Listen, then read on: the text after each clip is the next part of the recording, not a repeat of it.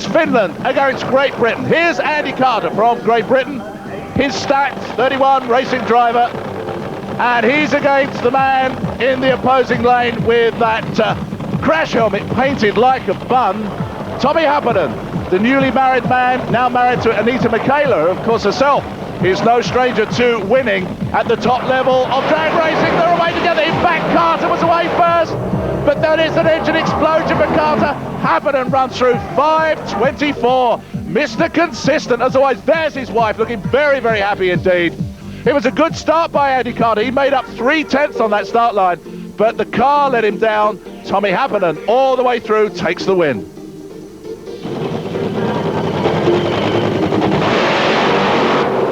Well, here's the race that everybody has been looking forward to.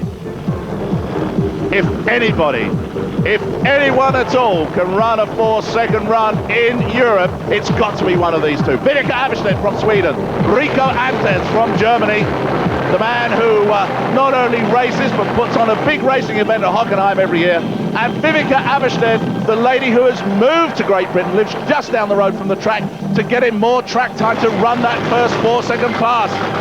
Well, a year ago at this event, Viveca beat Rico in the final. What's going to happen here as they move into stage? 10,000 horsepower together. It's Rico Antes who gets away first. And problems for Viveca. Look at that time, 5:01, the quickest we've ever seen here at Santa Pod. A 49 reaction time to Rico Antes. And it's all over for Viveca, but my goodness me, that was a stunning run. This is how it sets up for the final. Rico Antes against Tommy Happerton.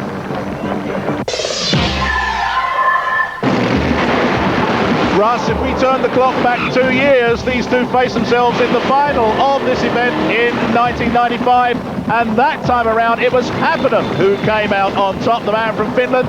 But this year he's meeting Rico Antes, and Antes is on a charge. Let me tell you, it has not been an easy race meeting for Rico Antes.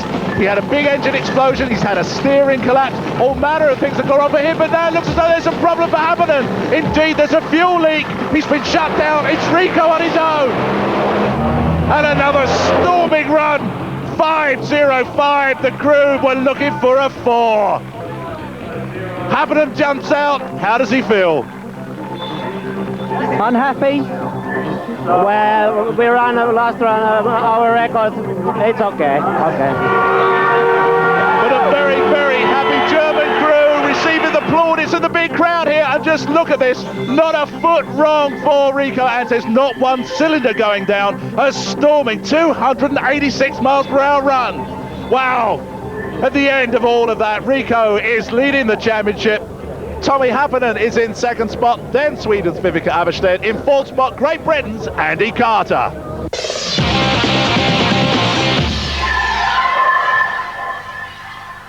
Well, congratulations there to the winners in England. Let's leave the final words to Rico Antes.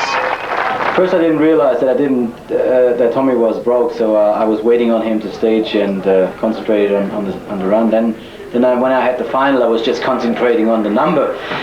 But I felt it going pretty good out of this start line. 60 foot probably is also a pretty good time. But then again, after 1,000 foot, I felt it not pulling through. So I said, well, it's not going to be the one. But well, what can you do?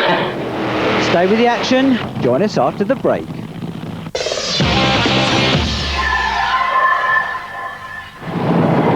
Top Fuel semi-finals. This is the one the crowd are looking forward to. In our first pair from Germany, Rico Antes, the man most likely to. This is how they've been describing this man all year. But he's up against the man from Sweden. This is Kent Pearson, and he is the man who has. He's already put in a 4-second run, the first ever 4-second run outside of America, and it was on the track and the meeting organised by the man in the opposing car here, Germany's Rico Antes. Well, Antes is the man who really wants to come out on top. He's leading the championship as we go into this last round. Kent Pearson, sitting in 5th spot at the moment, could certainly do with the points here, but can he do away with Rico Antes? That's Peter Lantz, owner of the Kent Pearson car, feeling quietly satisfied that his man was the number 1 qualifier here today. 5.03. Rico, number 4 qualifier, with an off-form 5.24 as they move up into the staging beams. Start lines all important, the reaction, and Rico Antes gets away first, but then a big engine explosion for the German. It takes a tuned-up car and a very good driver to beat Rico Antes. Well, here we are, and Peter Lantz is absolutely right. He is absolutely spot on. Reaction time 52 to a 46, and you can see Rico Antes in front, but then that big explosion, the nitro engine letting go, and a 5.13 win. That gets Kent into the final. And he'll be meeting one of these two. Vibeke Avested from Sweden, now living in Great Britain. Well, she didn't have a very good qualifying time. She qualified in the number 7 spot, would you believe, with a 5.84. But then in the first round of competition, she ran a 5.03 to dispatch last year's champion, Jens Lebo. So she's feeling very, very good at the moment. Her opponent, Tommy Happinen, well, he was our number 3 qualifier, running a 5.21, and he is so consistent in those 5.20s. Can Vibeke do it again? There's crew chief John Wright, just standing by the side of the car. Håkan, her husband, taking her up to the start line. This is going to be interesting with these two. Championship placings, of course. Tommy Happinen is in 2nd spot. Vibeke is in 3rd spot. So here we go. The air is electric with nitro fumes, and it's Vibeke who gets away first. Takes the win with another 5.0. John, tell us about the run. Looked good to me. Didn't drop anything, didn't break anything. Nice and clean.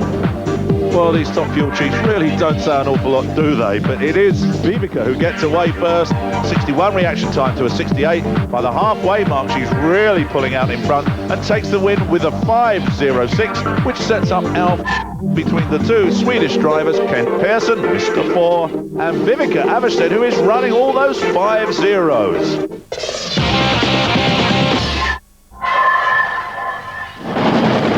Well, as we move into the final, it has been announced that Rico has won the championship. He has too many points accrued for either of these two drivers to knock him off that number 1 spot. But it's interesting that if Vibeke Avested wins this race against Kent Pearson, she will move into the number 2 position in the championship, dislodging Finland's Tommy Happinen. So definitely something to play for.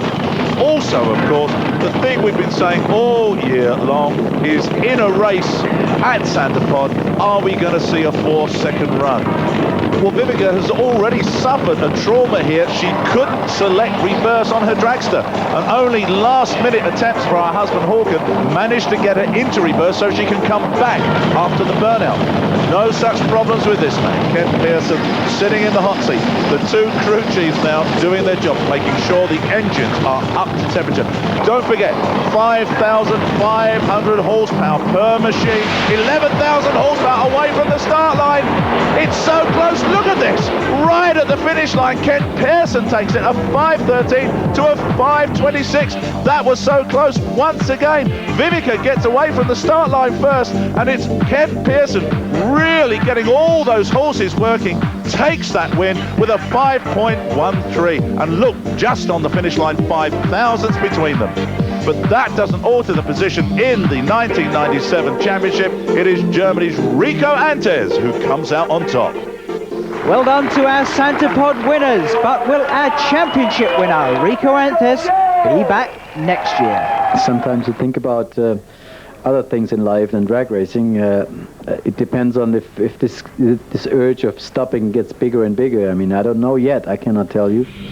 Speculation there, but also much celebration this weekend, and we look forward to seeing you next year in the European Drag Racing